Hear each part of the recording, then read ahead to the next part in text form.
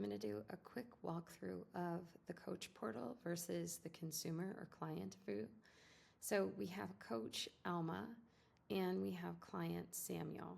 Now, coach Alma is part of an organization. We haven't extended her organization to just more than Alma. Eventually, we can add additional coaches and make Alma the administrator, or she could just be a peer coach. There's also a billing person component so that they wouldn't have access to any of the coach records. But for right now, we're just going to focus on Coach Alma in her individual practice.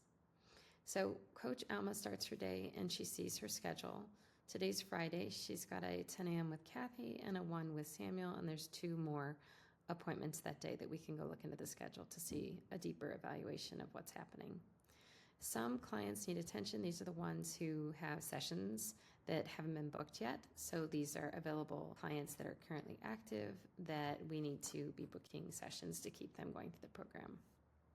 Some of the prep that we need to complete, we have to prep for Kathy today, and we have to prep for Samuel Tobias and another appointment with Samuel. Upcoming birthdays, Camille and Jasmine. We can always wish them happy birthday because birthdays are important and celebrating those things is fun too. Over on the client side, we have the list of clients. You have a list view, you have a component view, or a card view. So right now we're going to go to Samuel. So he is our client that we're going to focus on today. And I'm going to look at the full details of Samuel. So Samuel right now is active. If he hasn't had access to the site, I can generate a link. It will be sent to his email. We can also schedule a session. We can edit his contact information. The client summary, this is shared with other coaches in the practice. So for right now, Alma's all on her own. So she won't be sharing with anybody. But if there were any private observations that she would need to notate, she would put that in the coach's notes, which would be her own personal private notes. So this client summary will be shared with other coaches. Down here we have the progress for some of the goals that are happening. But if we really want to go and configure those goals, we would go into the goals section. And you can see Samuel has a lot of goals. So he wants to develop a reading habit of 30 minutes a day. He also wants to work on his resume. He's 20 years old. And he wants to send Colorado DVR, the coach goals, they want to send the Colorado DVR resources to help him with employment strategies. So those are some of the things we like to look at. So we call them tri-perspective goals between the participant, the parent, caregiver, and the coach. So over here we have session history. So these are all notes. So once we have a session today with Samuel, we would log that session. So it would have to be on the calendar for this to populate so that we can put notes to that specific date. And we want to check in. What is it a check-in, an intake, goal review, parent meeting, or a crisis? So we can categorize because we're going to use that data to better understand the user journey. Mood, positive, energy high, those are important observations. And we also can share a recap with the client. So while we might have a private observation, Samuel was despondent, Samuel wasn't paying attention, Samuel was off his medication, we have session notes that we can literally share with the client. So those are some important things to think about. Do you want to share the recap, or are these just shared session notes, or are these notes that you want to keep private? So I'm not going to log a session just now. We have a list of family caregivers, and right now Marina Mitchell is his mother, and she has full access for 20-year-old Samuel. He's granted and consented to the access. And here are the coach's notes. You can label these, you can tag them, and again, that'll be better for insights and analytics coming down. Documents, it could be an intake document, any of the documents that you want to send to Samuel, or if you want to upload from your drive and just store them here for previewing. Things to try, these are things that, try a 2-minute breathing exercise that I sent to Samuel. And we're going to go ahead and continue to move along. So right now in the organization, you can see Alma's alone, and she has an admin and view only account. These are the list of clients she has, and she can see the entire roster at a glance. She can also see the calendar at a glance. And this particular section is better when there's more than one coach. But right now, she's in her own practice, so as she starts to build out her practice, she can start adding more coaches. She can generate an invite link. She can also generate a link for a view-only account so that only you can view it and you're not practicing, so you don't pay for a license. So there could be an assistant or somebody else in the practice that might want to be able to observe some of this information, or it could be an outside persons such as a school counselor. So those are things you can give them a view-only access of.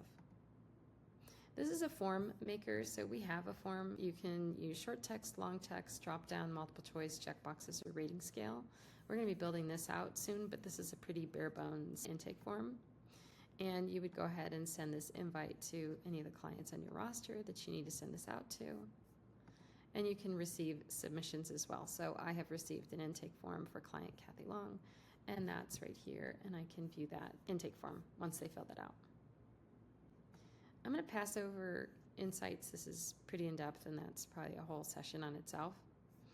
We have announcements that we can send, so you can send an entire practice-wide announcement, emergency, there's an electrical outage, something where we are not available, or fall hours starting immediately. We also have access to circles. You can pull all of your clients into a circle or have small subgroups or breakout groups, and you can create as many circles as you need to, and that would be your communication.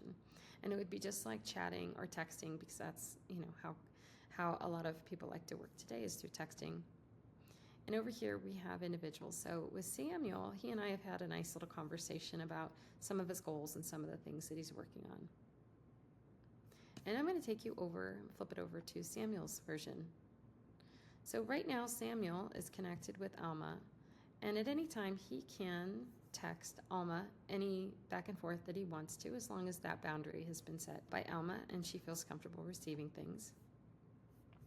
She can always text the entire Mitchell family. That would be Mother Marina. And right now we don't have anything for Mother Marina, as well as Samuel. We also have Samuel gets access to an entire calendar for his own personal stuff, but he can see there's a weekly coaching session with Alma coming up on the 25th, and then also an appointment today with Alma.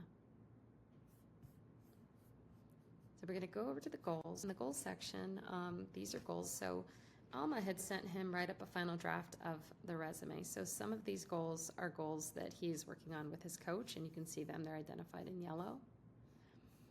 This is a personal goal that he created. Read all Dungeon Crawler Carl series books.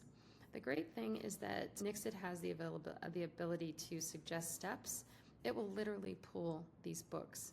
So if I were to say, because it's using access to AI, so read all books in the, let's think, the Twilight series. And I'm not going to set necessarily other goals just because I've done that already.